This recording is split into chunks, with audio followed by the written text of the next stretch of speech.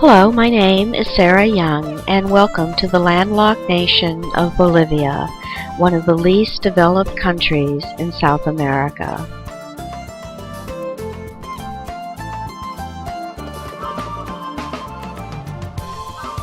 Located at an elevation of almost 12,000 feet and located in the valleys of the Andes, we begin our journey in the city of La Paz.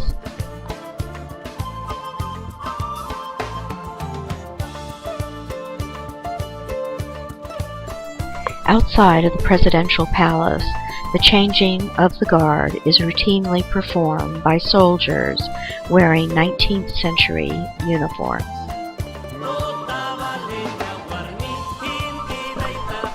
Rich in mineral and energy resources, the relatively new constitutional democracy is now beginning to benefit all of its citizens through redistribution of wealth, land reform, and nationalization of much of the energy sector. 60% of Bolivia's 10 million population are Indian, primarily Quechua and Aymara. The lunar-type landscape of the Valley of the Moon was created through erosion of soft soil.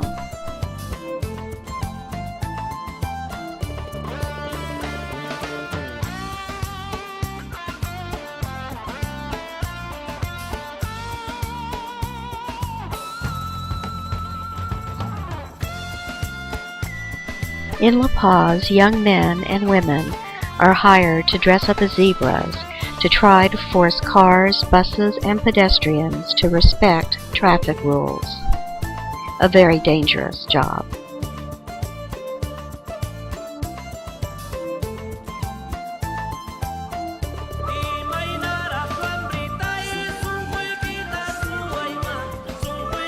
On Lake Titicaca, the highest navigable lake in the world, boats called balsas are made from reeds, including the famous Contiki that was built in Bolivia to demonstrate that a primitive raft could sail across the Pacific.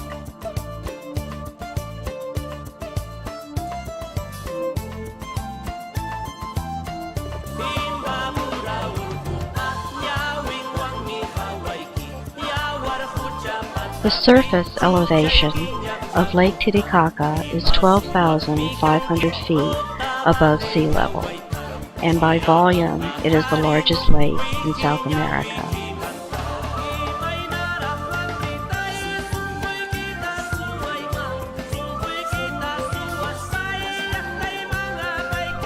The doors of the basilica are carved, depicting the legend of the Black Madonna.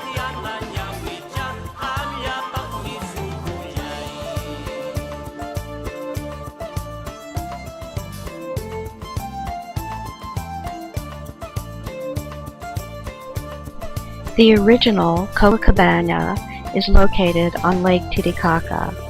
The beach in Brazil was named much later.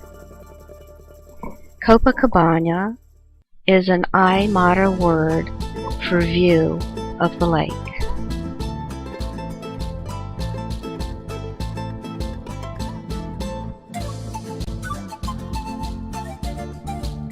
The lake holds a cherished position in pre-Inca and Inca history. According to legend, a pair of gods, the sun god and the moon god, were born and rose from the waters of the lake to found the Inca Empire.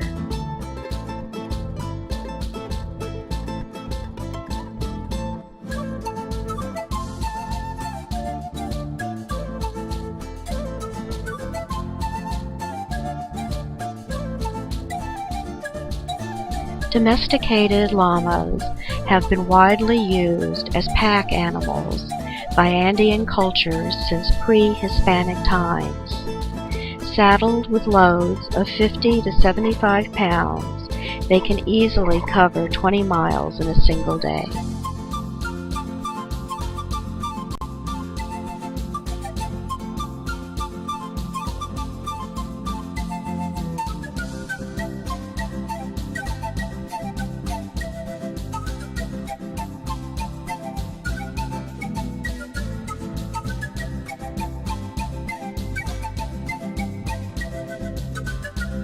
Exquisite pottery and the monumental remains of the city of Tiwanaku testify to the cultural and political significance of this city, established in 600 BC.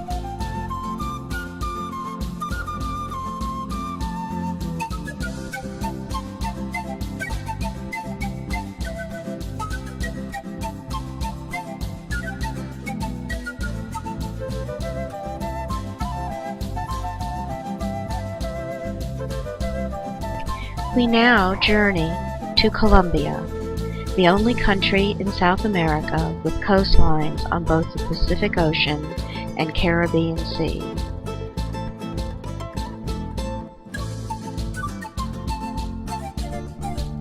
Bogota is the largest city and capital of Colombia, with a population of over 8 million people.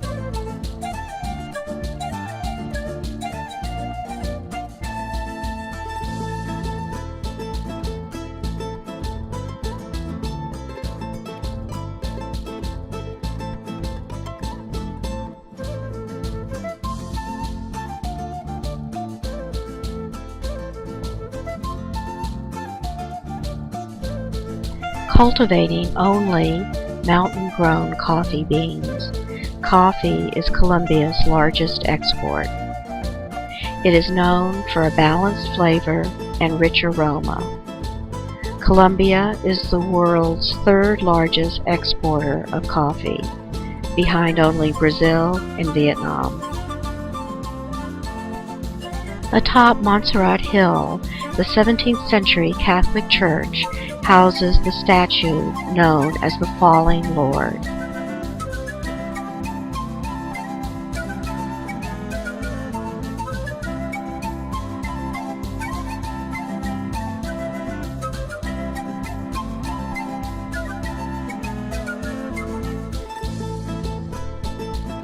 The Gold Museum of Bogota houses the world's largest collection of pre-Columbian gold artifacts and pottery.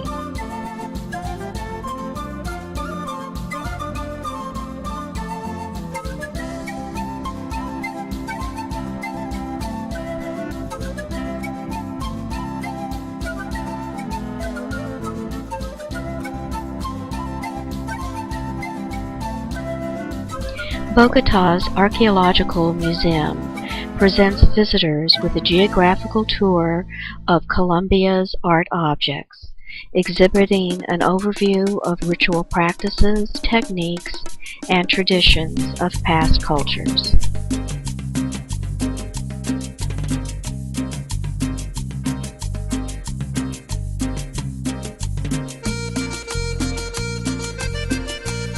In the Botero Museum, we find many of the expressive figurative paintings and sculptures created by the Colombian artist Fernando Botero.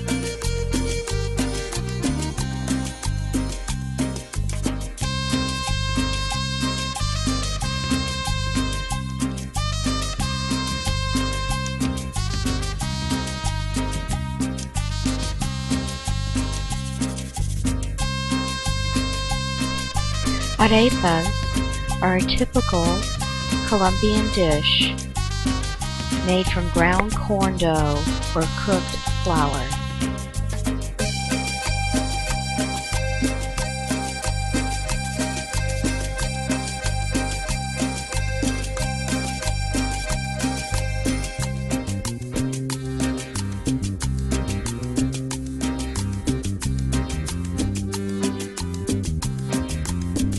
Built into the tunnels of a salt mine, stretching more than 600 feet underground, the Salt Cathedral has 14 small chapels depicting stations of the cross.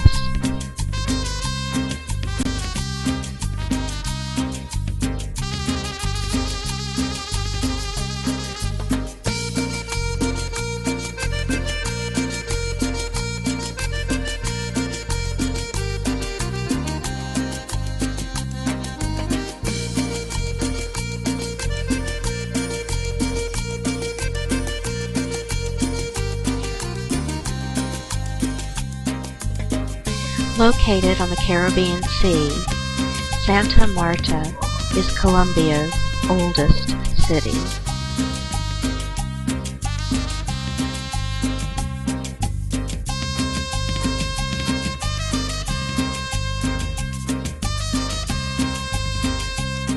Situated in a perfect horseshoe-shaped harbor, Taganga is a picturesque fishing village.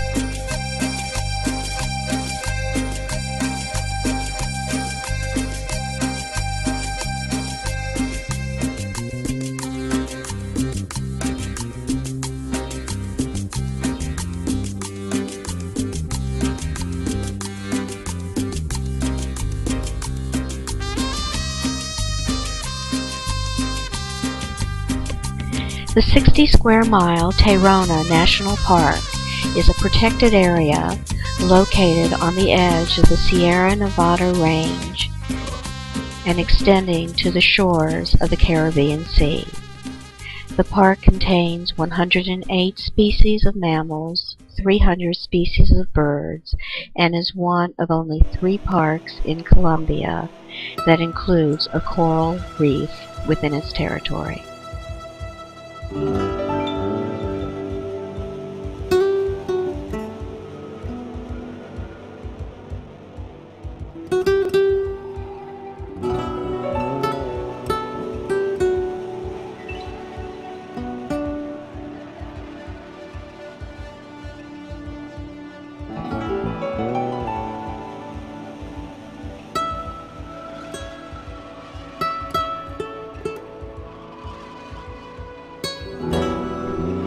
Built of mud, known for its healing properties, the Tutomo volcano is actually a 50-foot tall mud hill.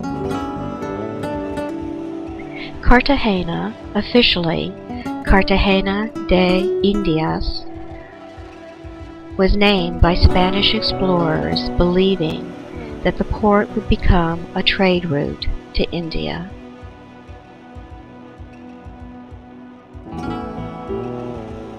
Today, it is a vibrant city with a mix of colonial Spanish heritage and Caribbean culture.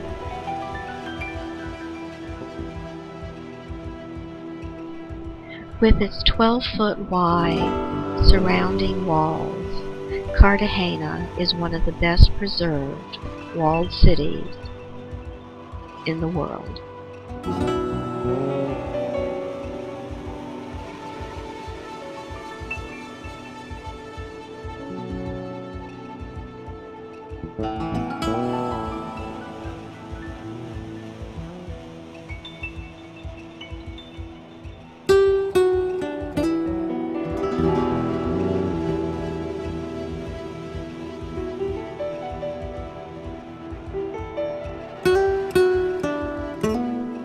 The Plaza San Pedro Claver honors the Jesuit priest who baptized and ministered to thousands of slaves in the 1600s. Our trip leader, Alex, has also established a school for underprivileged children.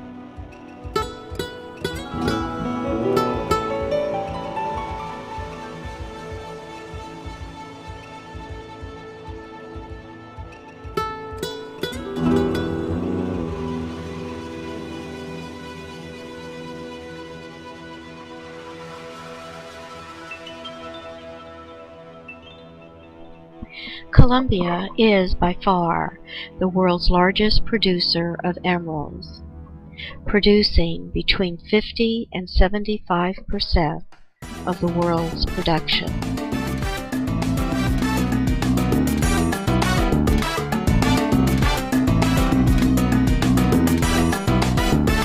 Situated in a colonial-era building, the 30-year-old Cartagena Gold Museum is much smaller than that of Bogota, but it has a stunning collection of valuable pre-Columbian gold artifacts and some of the oldest pottery in the Americas.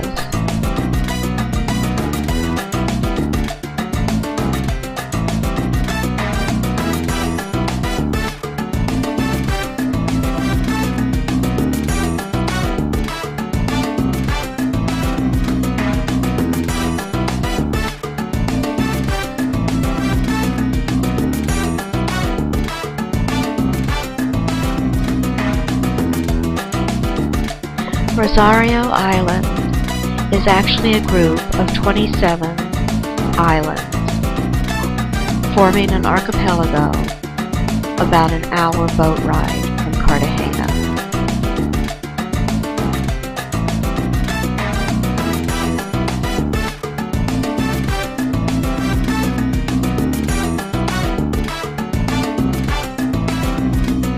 Colombia is one of the world's most diverse countries, not only in vegetation, climate, and fauna, but also in its people, native Indians, Spanish immigrants, and those of African origin, all of whose cultural background and tradition are present in Colombia today.